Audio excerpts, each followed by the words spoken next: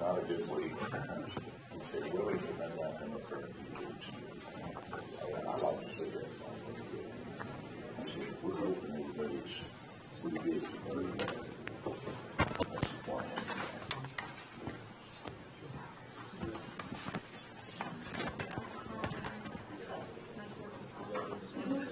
I have a quick question for you. On these calendar budget meetings that come across, it doesn't ever say who you're having the budget meeting for. I was wearing the same thing this morning. Which office? I'm gonna. Okay, so his deputy's not here either. I didn't think so. I didn't recognize it. I couldn't get. I had to open up my computer this morning. I've been checking on my phone. On the comments. It ain't on. I don't know where the comments would be. Okay, we ready? We are. Okay. Good morning. It's 10 o'clock. We'll call this meeting at Wichita County Commissioners Court of Order. Everyone, please rise. This time, I'd like to call on Commissioner Mahler to give the invocation. Judge, I'd like to call James Hicks, a member of our precinct 3 team that is here for another matter this morning. They pastors a church here in Wichita Falls and does us a great job. And James, if you'd bring our invocation, I'd appreciate it. Sure will. We'll bring it up there, right here. If you'd step right up here in the middle, it would probably help when you get closer to that microphone. Right. I'm pretty loud. Right. That's right there. You were good. Right. That's a good deal. Yeah, right. There you go. Thank you, James. Precious Father, right now, in the mighty name of Jesus, Lord, we thank you for waking us up this morning. Lord, it's not by accident or by incident we're here, but by providence. Lord, I thank you, you have a plan for our lives. Lord, right now, bless everyone at the sound of my voice to do exceedingly abundantly more than they can imagine, to make this world better. Lord, we thank you right now for those that are standing in the gap for us, Lord. We pray for the grieving families right now. Lord, comfort their hearts, send your ministering angels that way. Because, Lord, if it ever was a time we need you, it's now. In the mighty name of Jesus. Amen. Amen. Thank you. Y'all join in the Pledge of Allegiance, please. I pledge allegiance to the flag of the United States of America and to the republic for which it stands, one nation, under God, indivisible, with liberty and justice for all. Now the Texas pledge, please. Honor the Texas flag. I pledge allegiance to thee, Texas, one state, under God, one and indivisible. All right, take seats, please. We do have some presentations to make this morning. And I'd like to ask the Honorable Bob Hampton and Ms. Karen Providence to come forward first, please.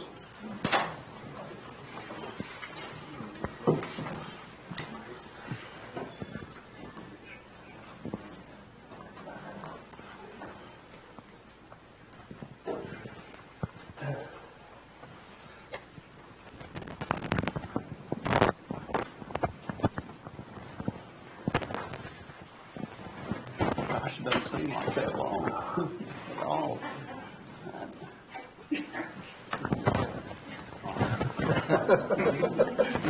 It's my pleasure on behalf of, and I'm going to let Mr. Hampton do this since he's the one that signed off on it. All right. Well, now, you and I went to the same school, so we both learned to read at the same time, so we're all right.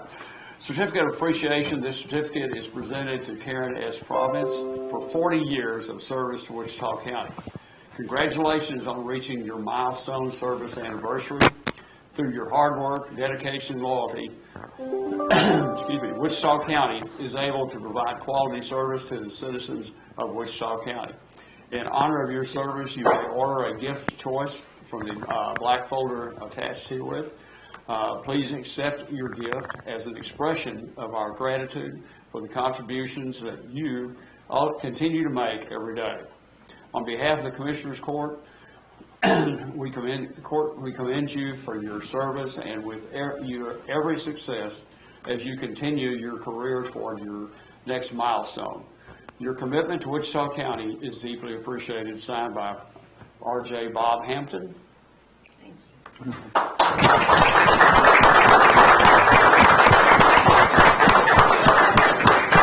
Bob, a few words to say. Well, yes, I tell you what, I know Tommy's listening in on this. Tommy Slack looks like he's been here 40 years. But Karen, she looks like a new dime. Been here 40 years. That's such a unique situation in our day and time. And she survived 4 different treasures. And she's always been, in my tenure here, the backbone of this department. And I've seen her from time immemorial, for my 19 years, stop whatever she's doing and try to help whoever came in and asked for help. And you don't think she's not loved. Terry Beard, who is our #1 office supply person from Wilson's, he's been with Wilson's 19 years, so he and Karen came with 39. Not, what did I say? 19. 13. Oh, well. I'm just quoting Mike Wilson. But, so Karen, of course, came with the furniture. And I tell you, it's just been a pleasure to serve alongside her. So I'm so proud to have an opportunity to have 40 years of, and she works 7 days a week, by the way. So that's the other side of it. So she's a dear person and just been a Well, when do you get the watch? wonderful friend. 25. 25, so you'd already gotten the watch. Okay. Okay. Yeah, those clocks are memorable. I wanted that. Yeah. I didn't want to get a picture of you guys because this is a unique. No, I want to get all the cord, and you too, Nancy. Yeah, you're part of this. And Willie. Get the 3 of you. Okay. Well, Okay. but I've got a. That's one thing you get taught in the Marine Corps. You never go into combat without a photographer. Right. So, yeah, come on. Kathy Hydrich, our other part of our 3-legged stool in our department, so I know everybody knows Kathy. Can I get you guys to come up here? Why don't we just have them stand up where they are? Let's move over here. There you go. Yeah, Willie, yeah, come on over, Willie. Do you have a wide angle lens? That's not a reflection on my nose. No, it's not. Yeah. Very good.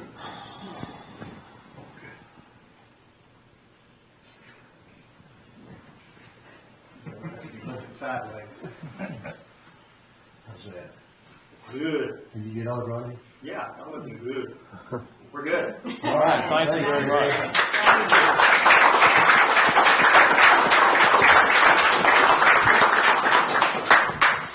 All right.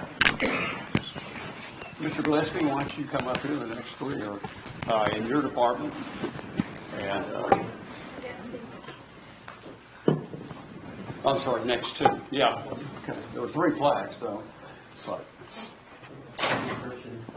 okay. She's been Kristen, it's good to see you up here, and I can't believe this is, I'm not going to read this the same. I did a bad enough job on first, so I'm not going to repeat that, but for 20 years of service, there is a gift booklet attached. But, you know, in my encounters, you and I have been here a lot of the same time together. You're always willing to get in and do. I've never seen you say, that's not my job. Never heard that. Mr. Gillespie, you got things to say. There's so many nice things said about Christian. She's a terrific employee and has a great attitude.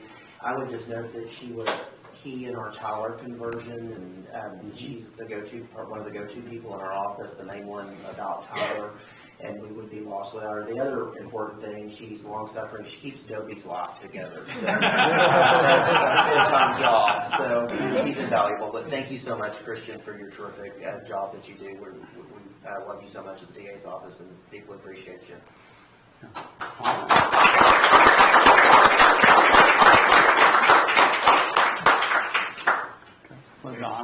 This one is for 10 years of service, And what I've always noticed about you, I don't know how many gears you have in your transmission, but you always seem to find another one to keep going on, taking care of, dealing with the odds and ends things. You went from one very important job in the criminal district attorney's office to probably you're the mother over everybody. And one of the things I loved, you stepped forward when we were moving into the time clock system. You said, I'll manage that for our department, and hadn't had a glitch at all, which is the way you do all the other things. Mr. Gillespie. I echo those comments. LaDonna always has a positive attitude. She's on top of things. Like you said, she's the kind of the mother of the whole office. I always said if there's a popularity contest in the DA's office, she would win. Because she's on top of people's medical reimbursements. And she's like, you got some money there. Let's give people money back. And then, what I said about Christian and Dobie, LaDonna does that for me. I'd be lost without her. But we appreciate your service and love you so much in the DA's office. Thank you for all you do.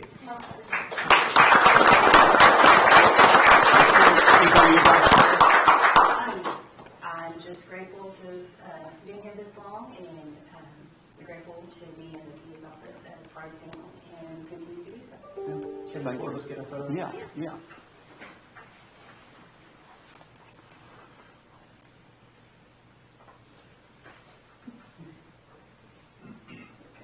LaDonna, is there anything you want to throw in? I just enjoy every minute of it. Some days it seems like it's been more than 10 years. It's been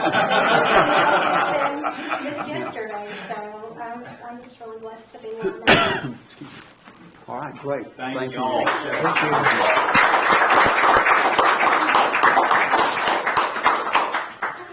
All right, Commissioner Mahler. Yes. James, if you'll come forward, please. I promise you, this is not a COVID test. So we won't make you sneeze. Get in here between that. Thanks for that beautiful prayer. Yes, sir.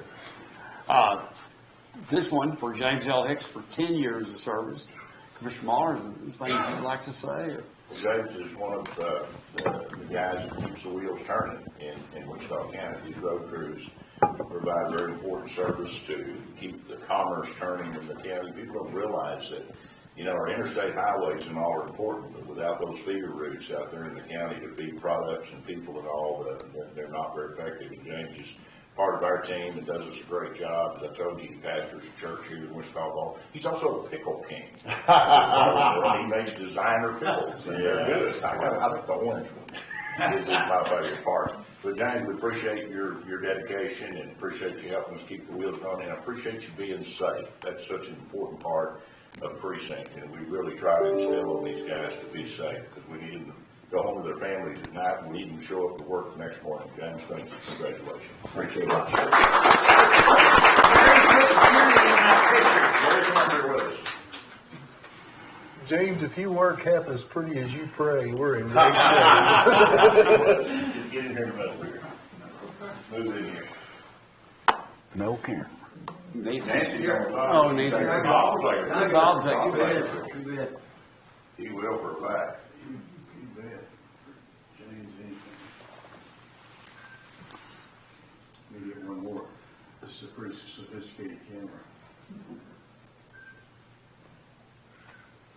Thank you. Before you go, I want to say, not only, James, from what I see, just very casually, but you do your work in a great manner and a safe manner. But it's the presence you present that exudes from you, the love you feel from God that you share with others, which I think is so important in this day of time. And I want to thank you for that. Amen. Amen. Absolutely. He always comes to work with a good attitude. That's right. That's right. Keeps us all like that. If I could learn how to do that, please. Right before you get There you go.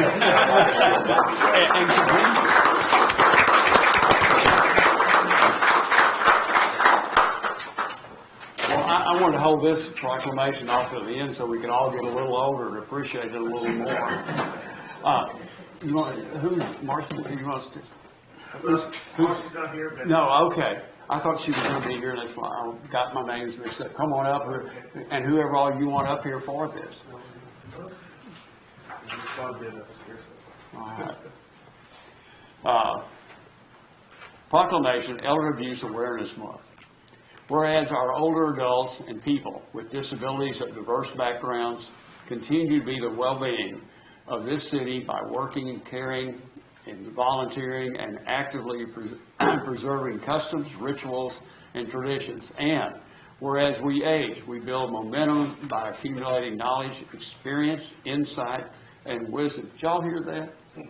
No, okay. Write that down. I was trying to hear it. Okay. Whereas abuse of older adults and people with disabilities is a community concern affecting thousands of people across Texas.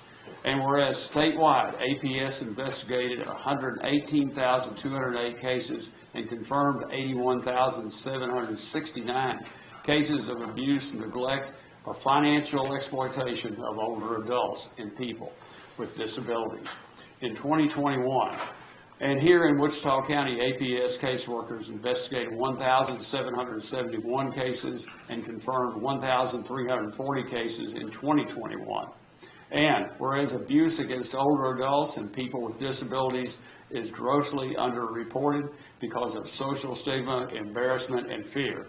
And whereas adult abuse affects men and women of all income and ability levels, all cultural and ethnic backgrounds, in all communities. And whereas elder abuse is everyone's business, and it is important to strengthen our efforts to prevent, report, and address elder abuse. Now therefore, the Wichita County Commissioners Court, in recognition of thereof, does hereby proclaim the month of June 2022 to be the Elder Abuse Awareness Month in Wichita County, Texas, and urge all residents to work together to reduce abuse and neglect of older adults and people with disabilities. Signed this day by Wichita County Commissioners Court members. Thank you. Thank you. Appreciate it. I want to say your all's office, when I have called there, I'll get reports or I'll see something. And you all are nice. You give county judges throughout the state the access without having to go through the 800 number, and we can get to you all. And what I can say is across the board, you all react, you do, you come back. Sometimes it's hard to help people, as we said in that proclamation, that don't know they need to be helped. And they don't think someone is taking advantage of them or abusing them. You all do your best to work on through that. I had a friend that had problems. You all tried and tried, but he didn't think he needed help. And unfortunately, finally found him dead in his own home. But you all tried. Yes. And that's the deal of, it's the right of self-determination. Once you're an adult, and we'll try to work with that person. Their decision-making may not be something that we would follow, but we respect that. We try to help them out as much as possible. Now, unfortunately, sometimes due to either dementia or some other problems, if a judge states that that person lacks capacity to make their decisions, is when we have to go through the legal systems on that. But otherwise, we try to make them as comfortable as possible in their homes. We refer to other agencies like Abatement Ministries, Rolling Plains, and then other state agencies as well for long-term assistance. So it's a variety of stuff, but unfortunately, we do investigate a lot of cases on exploitation and abuse. We move forward with those. Well, and that's unfortunate, but you know, you think that as you were asking this community, there was a couple I worked with him. He was a Vietnam vet. He was in a wheelchair, a large man, wife not very big, in a home that was up off the ground about 4 feet.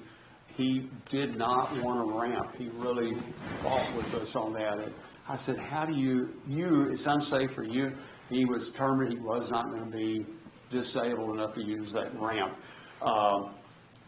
She called me one Sunday afternoon and said, I got this call that my husband was going to be arrested, and they had warrants for him, and I was to go to Walmart and get 4 $100 gift cards. And she would have done that, but the communities where the people at Walmart stopped her from doing that. That's the community taking care of its people. And she called me, she said, I'm still worried about it. I said, it's a fraud. And it's more and more it's happening, and then they feel embarrassed once they realize they've just gotten taken. And So then they don't open up to anybody, and then we try to help out, and, yeah. Yeah, so it takes the community to do it. You all help lead that way, we appreciate it very much. Thank you all. And y'all are welcome to stay for the rest of the exciting meeting, or go get a root canal, whichever one you want. All right, thanks, take care.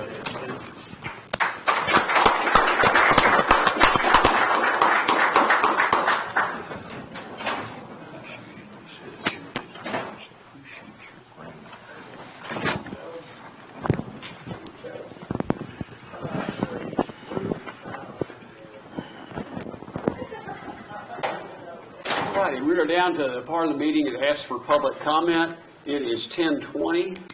Is there anyone in the audience or on the call-in line that would like to make any comment? Might be neat to mention in the day's minutes the fact that we recognize the fact that this 78 years after D-Day. I noticed on the news this morning there were 4 members of the original D-Day landing that was in France or wherever that was. Wow. And they're in their, 2 of them were in their late 90s, one was, and the other 2 were in their 100s. Wow. So Yeah. about 20 of them though that were involved in going into the country through that way. The other bunch came in the second day. So Right. and on my History Channel that I watch, Teddy Roosevelt Jr. Requested to be the first general on shore on D-Day landing. He survived, was presented the Congressional Medal of Honor, and 30 days later he had a heart attack and died there in the country. Wow. Yeah. One of 2 president's sons to be awarded the Medal of Honor, which I think is pretty cool. I know that Yeah. Yeah. doesn't sound like a lot to some people, but I keep up with that stuff. Who was the other one? I'm sure it had to be in the Robert E. Lee, but I'm not sure. Well, they've got that new museum, the new museum in Arlington will highlight all of the Congressional Medal of Honor winners. I don't know who the other one was. I'd like to look that up. Yeah. Okay. It is 10:22, and we will close the public comment section. I'd ask the commissioners to take action on the consent agenda. Commissioner Watts, you said you wanted to bring down number 5. Yes, sir, if I could, please. And I would make a motion that we move forward on items 1 through 4. I'll second.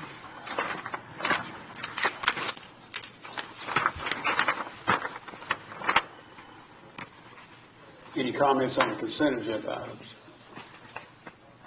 Okay, we have a motion by Commissioner Watts, a second by Commissioner Fincannon, to approve items 1 through 4 and pull down item 5.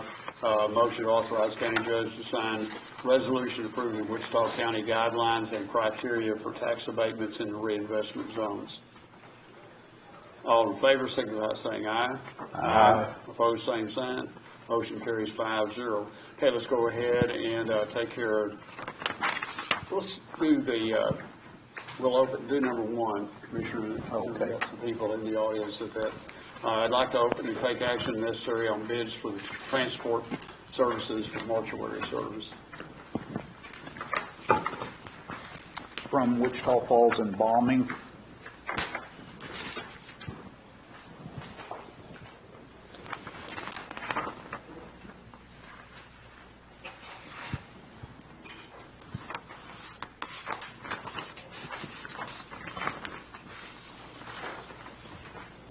Okay, Wichita Falls Embalming has proposed fixed cost within Wichita County, $125 per pickup of body plus body bag if needed or required.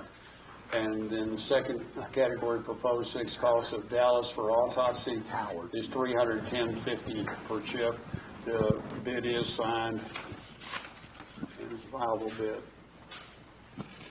Howard Mortuary. Thank you.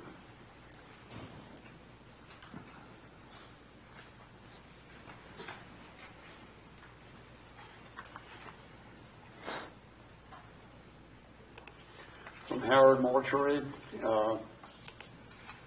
Their proposed bid is $125 for pickup of a body plus bag if needed.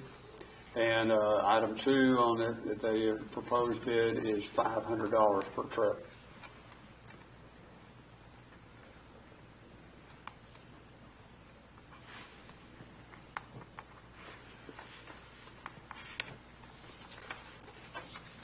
Okay. I'd make the motion, we take those under advisement for a week. I'll say.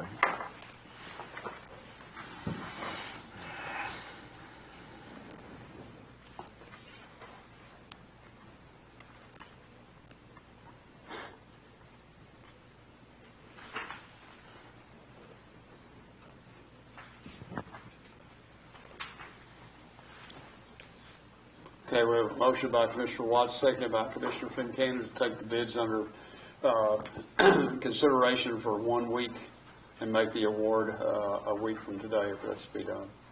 All in favor, signify. I'm sorry, any comments or questions on this item? Yes, ma'am. I'm with Boston Bombing Service, and I got a message when I was at work that y'all wanted someone wanted a breakdown, so can I give you a breakdown from the last bid we had and then this new one? If you wish to do that, that's fine. Yes, thank you. Would it bring to you? Are you going to read it out there? Have you got copies for everybody or just me? Or? It's just one Okay, page. yeah, if you do that, please do, William. Just bring it to you? Yes, ma'am. I'm sorry, I just got a message from somebody at the Okay. office, and I was like, I All can't right. just get up and do it, the meeting Okay. started. Okay. It's just the last bid we turned in 2018, and then this year's. Okay, It's just a different price lines that we'd give y'all, all right. okay? Okay, thank you very much. What she has brought us is, this goes back to August of this year, is $225 per loaded mile, and removal charge of $125, and then the bag charges depending on the need. Orange bags are 100, white bags are 30, extra large blue bag is 120, jumbo blue bag is 140. And then cooler fee, if needed per day, is $25. That's when they do store the body for us. And, so that. Okay. Thank you very much. Okay, let's take the vote on this. We have the motion by Commissioner Watts, second by Commissioner Fincannon, takes us under advisement for 1 week. All in favor, signify by saying aye. Aye. Opposed, same sign. Motion carries 5-0. Thank you all for being here this morning.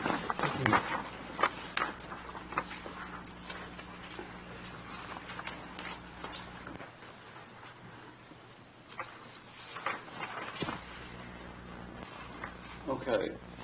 Commissioner, what do you want to do on item 5, which was the resolution approving the Wichita County guidelines and criteria of tax abatement at the investment zones? Yes, sir. And Willie had helped me with this, and just goes to, I don't know what we're going to do without Willie at some point in time, but, you know, as a guy that's myself served on the appraisal district for 20 years, you would think that by osmosis I would know some of these things that kind of can go over my head a lot of times. And of course, Willie's been instrumental in our preparation, along with Tommy's office, and to do our truth in taxation. But Willie had visited with me concerning the abated properties, Judge, that we abate, that then we turn around and are requesting that we still receive the road and bridge and INS portions of that abated property that is not utilized in our determination to set the INS and R&B. So, for example, abated dollars that are part of this equation that we're giving someone, granting them abatement on, we have not used that money, we have subtracted it from our taxable value during truth in taxation to then calculate the road and bridge and INS funds.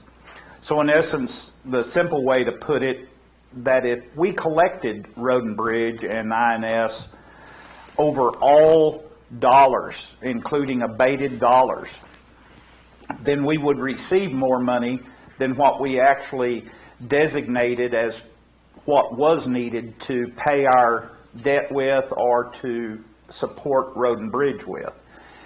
And I think that it's confuses the equation on the formula to just try to calculate the determination for what someone is going to actually owe, and to ever back into it is practically impossible. I don't even know that we have the software to do all of the portions of the pieces that we would wish to hang on to, even though we didn't use that dollar amount in the calculation of the tax to begin with.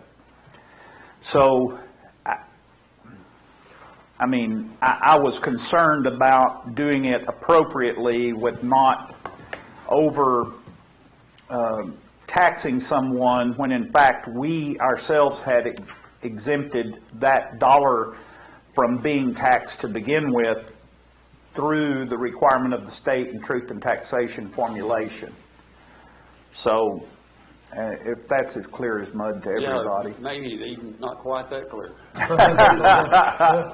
But what I'm basically saying, and Will Kelty's deal was a little more obvious, but you know, I explained to Will that those dollars that were abated over and above his initial base value needed to still we needed to still collect road and bridge and INS on that amount, but we didn't ever, or the calculation takes that out of the equation. So no road and bridge or INS was needed on the abated dollar to satisfy our requirements when we set the value for road and bridge and for INS. We make a determination based on total taxable value, and that has already had extracted out of it these abatement tax dollars. And so in essence, when we do this, we double dip and receive funding that we were designated not to receive from the state because of placing the property in abatement. And so I didn't know how best to handle that, or what the thoughts were as to maybe simplifying. And you know, we break down the qualifications in three different manners, but then we also leave ourselves the ability to adjust if need be for whatever the case may be. So we're not saying that set in stone that we're going to do these three breakouts of how we want an abatement to appear. We're still open for, and I think that's a good way to do it. We've got a cookie cutter form for the amount of money to be abated and to consider, but we also then give ourselves the ability to adjust that. In this instance, we're saying about the formula that has to be calculated that way. And so it's not an amount, it's a percentage on the ones that we've entered into. You said we calculated the amount, but well, what I mean is, for example, if we took TIF is the best way to see a more voluminous amount of dollars. But if we retain the M&O, the INS and the road and bridge on all TIF abated dollars, then we didn't need 7.1 cent INS to pay our debt. We only could have gotten by with 6.9. I understand, but didn't we enter into a contract to that effect with all these? We didn't enter into, the contract is basically that we give them 100%. And I'm talking a form of abatement, Barry, when I say TIF, because we have different types of abatement with Cryback or with, McDonald's or whoever. But those abatements work differently than the TIF. But what I'm saying is if we go out there and we tax and we're paid for all the abated dollars that we have on the rolls, then we have overachieved what we needed to pay our debt with. We have over-collected what we needed for road and bridge dollars. You know the right. Huh. I mean, you just adjust based on that amount in TIF zones, which is totally different than abatement. Yeah. It's totally different, and you're doing an abatement in arrears, so to speak, so you don't capture that dollar until the following year. But when we do capture it and we have someone pay the road and bridge and INS and we retain that, that is more dollar than we needed, what we said that we needed to pay our debt with. For INS, that's really what you're talking about, is an INS that creates a little bit of a trend for more money, whereas all we need to do is go back there and adjust those figures and collect a lower rate on INS. Yes, but the abated dollar only sees a value. It doesn't see a category of value. It only sees, hey, so that we know what we're abating you, we're going to take for the county 61 cents off of the equation. And we're going to abate that. If you're 100%, we're going to take 61 cents off of the entire increased value. And you're going to pay the base value to the county at 61 cents, but you're going to be abated this other. What we've created, though, is the cause to say you're going to pay 100% to the county on the base value of the abatement we set, but then we're going to keep some dollars over here off of the abated amount, which when we do that, it just feeds us over and above what is calculated to be set aside. But I was thinking we did not do that in those TIF contracts that we entered into in the past. Wasn't the one we did last week the first one that we've set the... Well, that was an abatement outside of a TIF. You're mixing the two. I know, and that's where it gets confusing. And it's not the same thing. Yeah. But see, you remember I explained to Will about retaining the road and bridge and the INS portion of the abated amount, but Willie says, well, just when you do that, when you in essence keep those dollars, and Judge, I don't know that we're able to even break down a billing formula to that extent, but when we do keep those, now I didn't need 7 cents to pay my INS, I only needed 6.8. Okay, but in the past, we were having to transfer funds into INS, so we were doing it wrong. Something was wrong before, in that we were coming up short in the interest and sinking fund because of the tax increment financing. And it may be in the amount of abated dollars that we pull from the taxable value. Do you know, Willie? I mean, what would...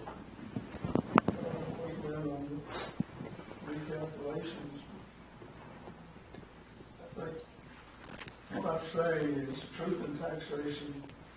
Look at truth in taxation covers the taxable basis for each of the collections that the county does. So the county collections are TIF, county purposes, and special road and bridge. And the tax base for each of those purposes is calculated through truth in taxation. And the amount that you give to TIF, you have discretion. It can be 100% or less. But all you do if you take away, if you don't go with 100% of the tax rate applied to TIF, then you increase the amount of taxes that the county gets as opposed to what you give to TIF. So, you know, but you have discretion. The court has discretion. You can give 100% or 50% of the captured value. It's up to you.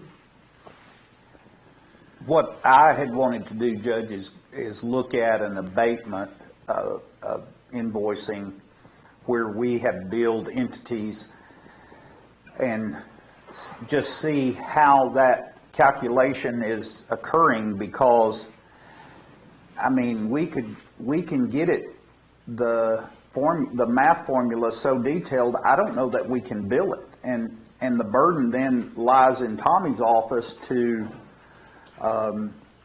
try to keep tabs on it as to what is abated and what is taxable, and all at different values.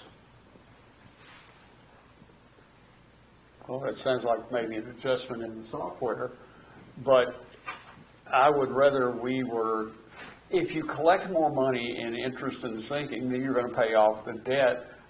That rate's going to keep going down because you're going to calculate in the surplus funds to reduce the rate for the following year. You would. So the taxpayer isn't losing. Eventually, we're getting an earlier payout. Yes, that in essence that's what occurs. But in truth and taxation, you're telling people that you've retained $1 million that is coming out of your taxable value that you calculated, when in fact that's not true. It may be only $750,000 because we went ahead and decided to tax the $250,000 of that abated dollar. Well, but that's where we've operated for several years now. I mean, I still don't, I agree it's difficult to figure, and that may mean that maybe the legislature needs to look at some revision in the truth in taxation, which is a long way. I have challenged Senator Perry, who is a CPA, to tell me to fill out that form. I haven't seen it yet.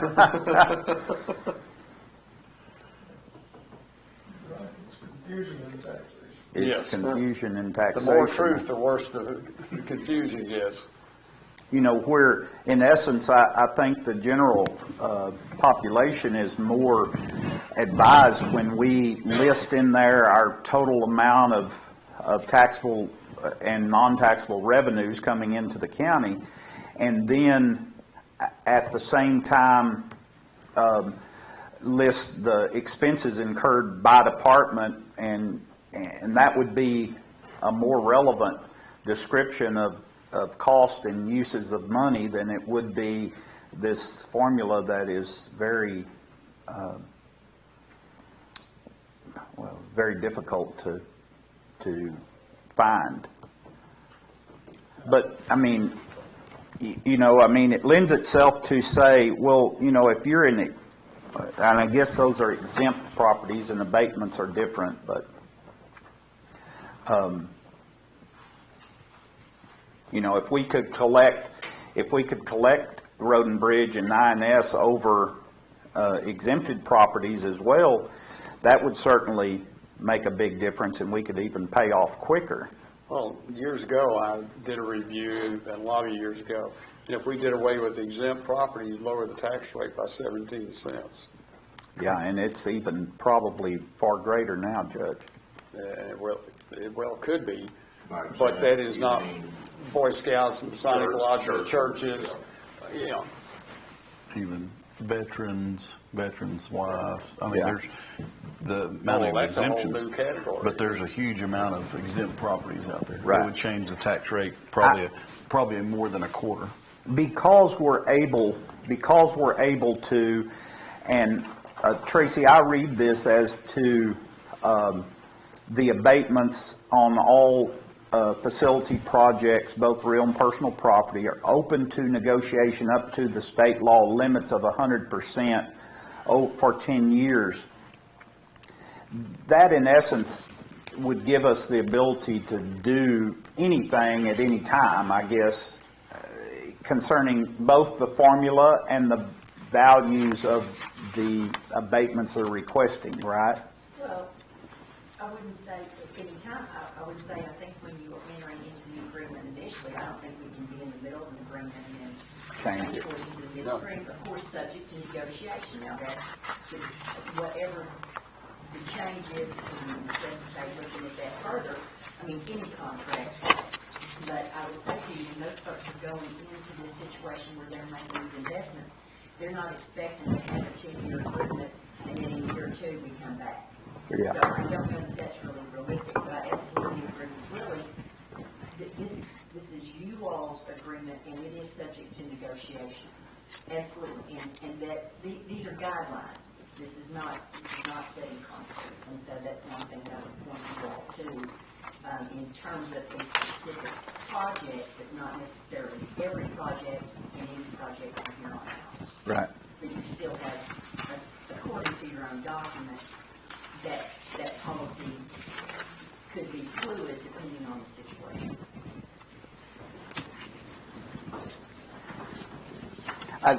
I guess, would rather us appear to Joe, the investor, to be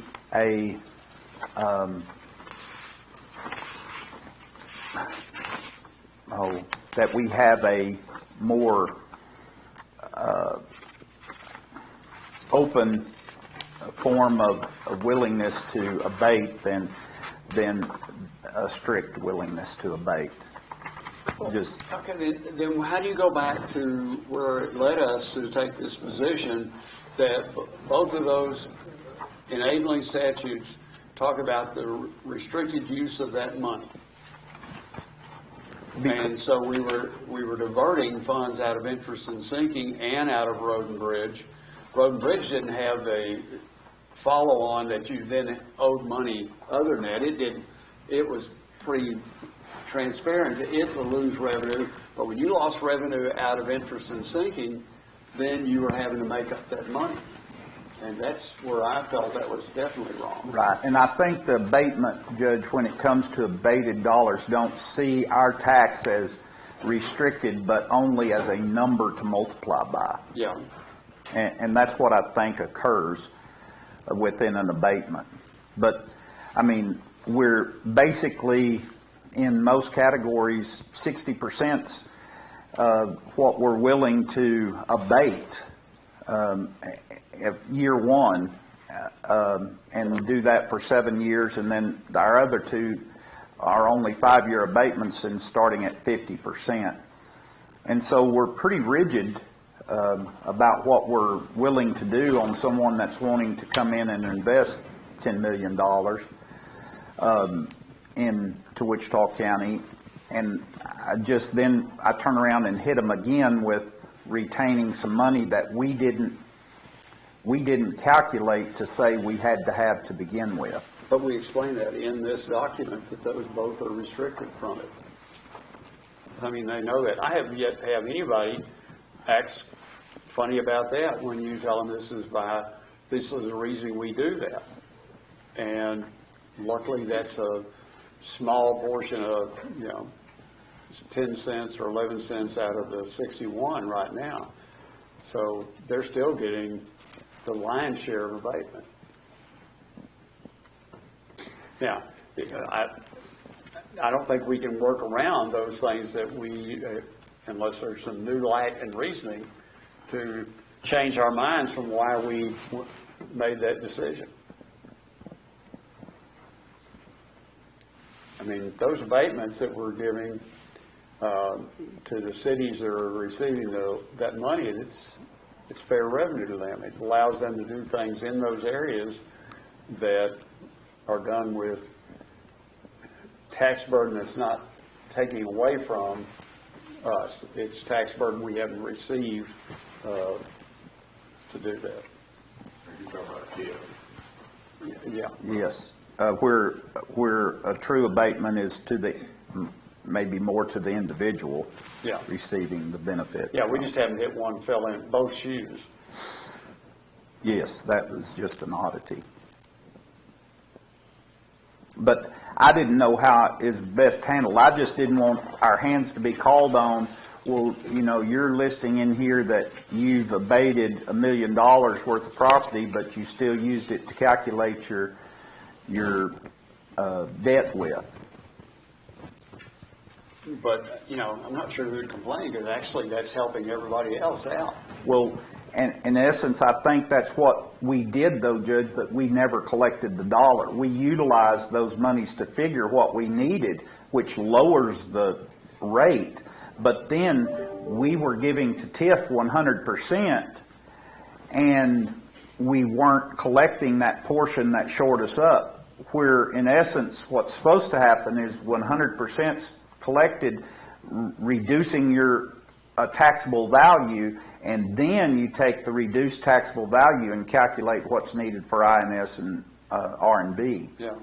And so I think that's kind of what makes it difficult, and probably putting our hands on the amount of dollar that's actually to be abated is very difficult too. Well, you know the number of dollars, then you'd have to break it down by the schedule on all the different abatements.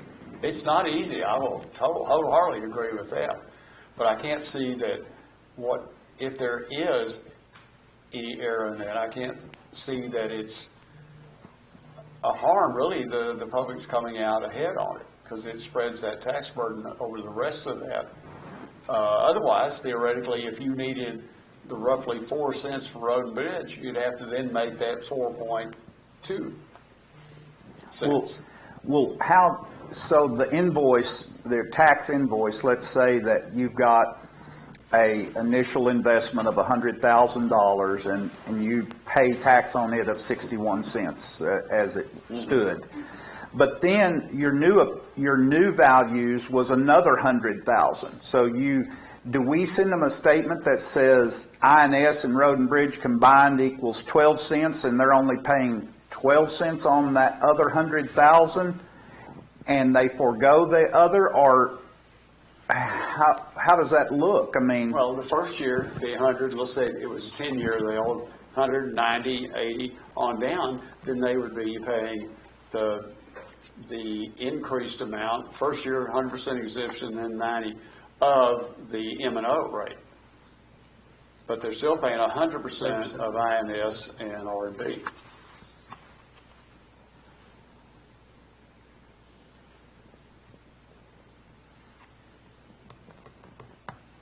And I almost hate to go to the legislature and ask them to try to fix it. You never know what you're going to get. Yeah.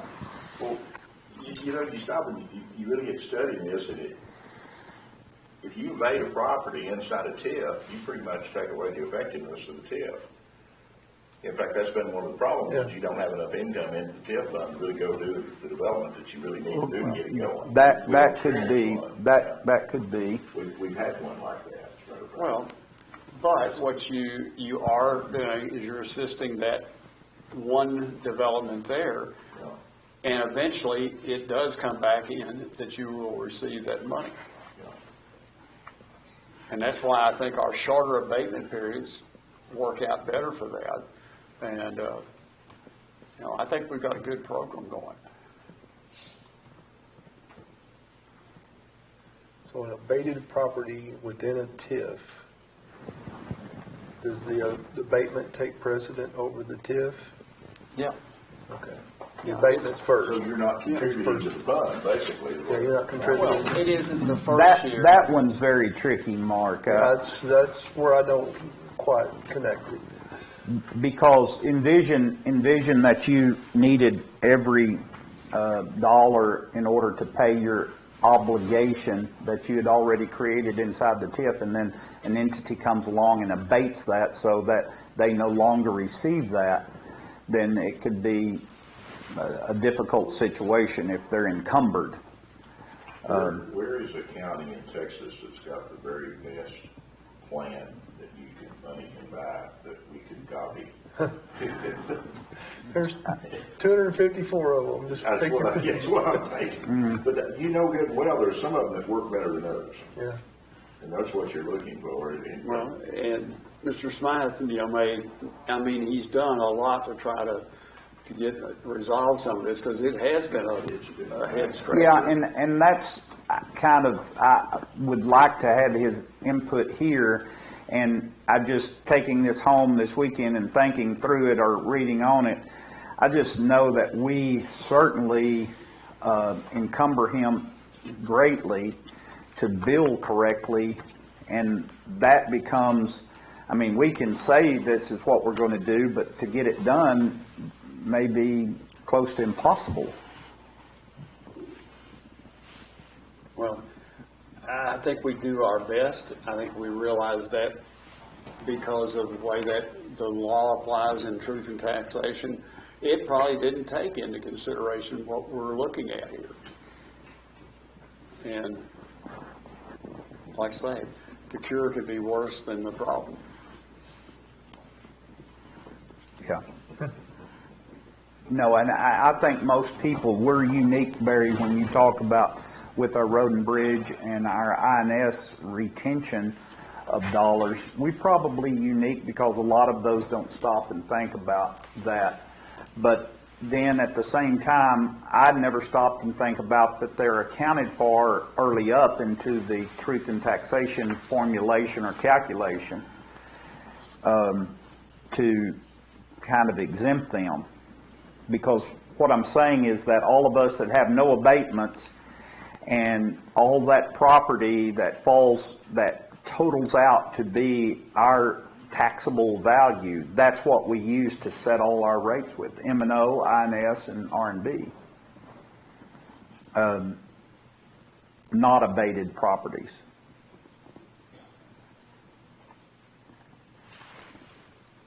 You got a motion to make other than to approve? No, I don't. I just wanted everyone aware of that, and I don't have, Judge. I'll make a motion that we go ahead and approve the county judge to sign the resolution as listed. Is there a second? Okay, so we're actually adopting, What we have, you have there in writing. The same plan we adopted in your case. yeah, I'll second that.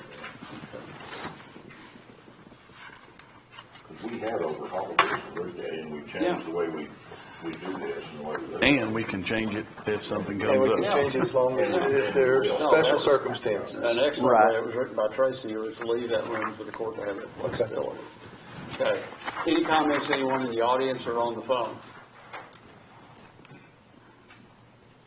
Okay. The motion by Commissioner Fincannon, seconded by Commissioner Muller to approve the item as presented. All in favor, signify by saying aye. Aye. Opposed, same sign. Motion carries 5-0. Thank you all. Okay. Item number 2 is review and approve the regular bills for payment. Order of county treasurer to disperse payroll and bill payments within 72 hours via U.S. mail, FedEx, UPS, or electronically unless directed otherwise, or may be picked up and ledgered in the treasurer's office. Motion carried. Thank you. Second. Either one. Bet you haven't gotten one this morning. There you go. All right. Any questions on the bills? Okay. All in favor, signify by saying aye. Aye. Opposed, same sign. Motion carries 5-0.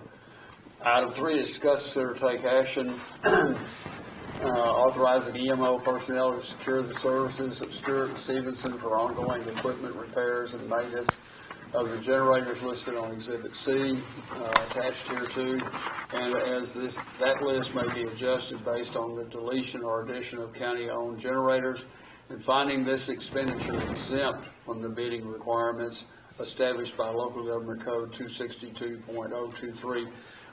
Ms. Jennings, would you mind giving a little feed on that, what we're doing here from a legal standpoint? So, as you all know, we have the minimum bidding requirements, that in looking at the statute, one of the things that we looked at, because this is just over the out, and also in this particular instance, because this is a highly specialized area, and Lee has really worked hard. We were going and getting all of our generators listed. Some of you all may remember this. I think it started the first day I walked in. It's been going on since I've been here, so. Yes, and so what has happened is that y'all remember we talked quite a bit about the generators we initially listed. Then we had some generators, but I think you all determined the ongoing maintenance and repairs of those generators may not be cost effective. Some of those generators we do not need long term. Then of course we came on with the LEC, that gigantic generator that we do need to continually maintain and keep service, the wet and dry service, and all that means.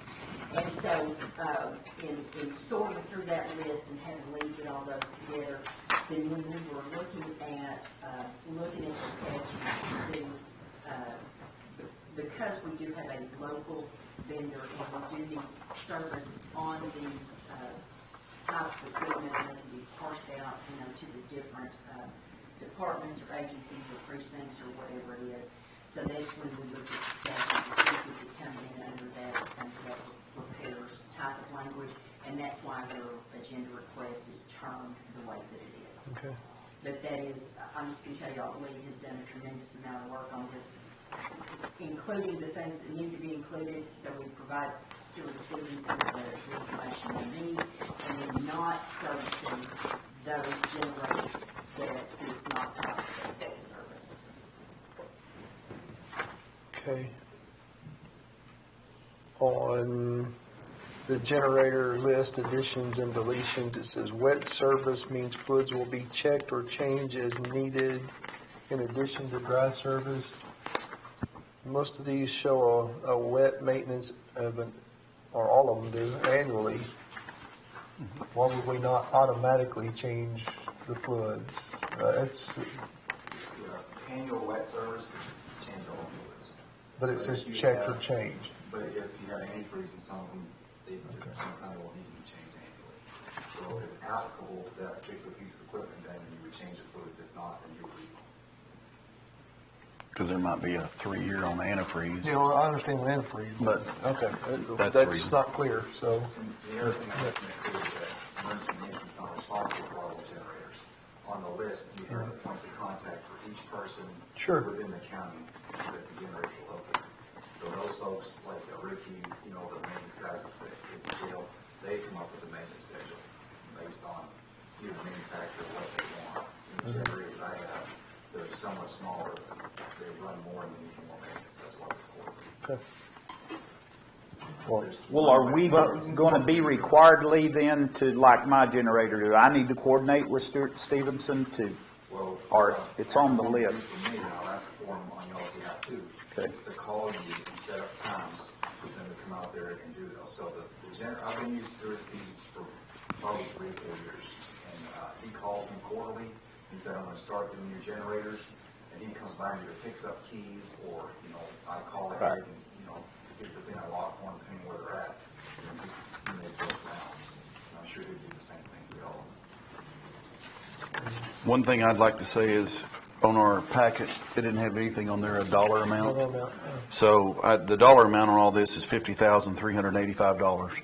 I was a little concerned about the bidding deal when it first came out, so thank you, Tracy, for that.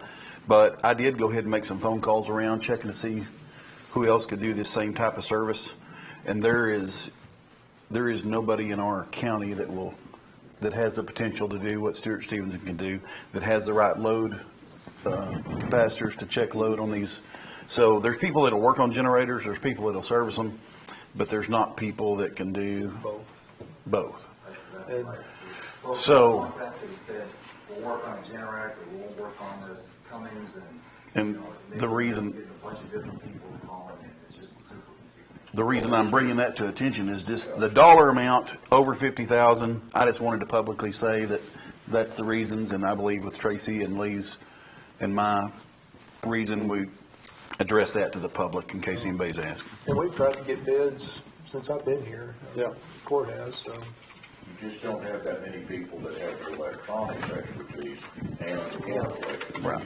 You're mixing specialties, and it's pretty unique. We've looked at trying to get somebody to just do the oil changes in them, and then have service thieves who just do the maintenance and the flow system.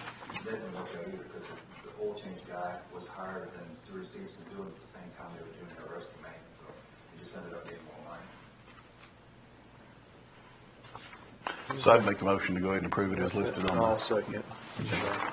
And Lee, I do need mine, please, at precinct 4, just treat it like they would the radio tower generator. But I'm getting to end of life, and when we had them out, they're telling me a lot of components on mine are no longer manufactured, and it's been a good generator, but it's began to cause us some issue, or it won't come on when it's supposed to, and it always has been Johnny on the spot, so. Any other comments or questions on this item? We have a motion by Commissioner Fincan, seconded by Commissioner Beecham to approve the item as requested. All in favor, signify by saying aye. Aye. Opposed, same sign. Motion carries. Excuse me, 5-0. Lee, thanks a lot for the work on this. Now I want you to start on the personnel policy. I'm not going to work on the tax thing next. Might be easier. All right, item number 4 is discuss, consider, or take action to determine if a burn ban is necessary based on the current Keach-Byram index level and weather conditions in Wichita County. Lee, do you want to throw anything in on this? I did believe y'all got the KVDI 575 is the trigger point for burn ban, and we're at about 353 on average today. We have received some nice rain. Yeah. Awesome. Mowing in the mud. It's been a lot of fun. No action. No action. No action necessary on it. Thank you. Item 5 is receive an update on courthouse renovations, elevator projects, and county courthouse index. Commissioner Beecham. I hate to say we're still in the same place as last week, because we've made a lot of progress, but it's all in the same areas. So one thing we didn't get accomplished that was on last week's list was to pour the curb and gutter at the annex, but we would take rain over concrete around here this time of year anyway. So we did not get concrete poured. Looks like we'll get it done this week, though, with the weather forecast. Other than that, there's still framing walls and about to start sheetrock downstairs.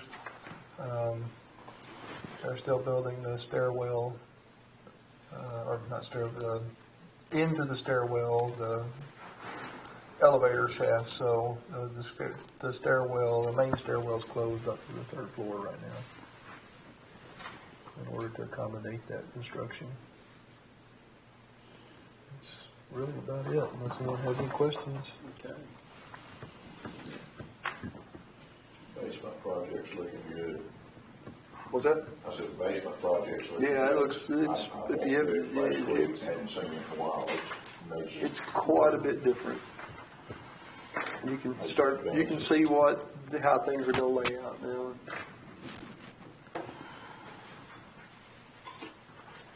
Okay. Anything else? No, sir. It's 11:08 and we're adjourned. Awesome.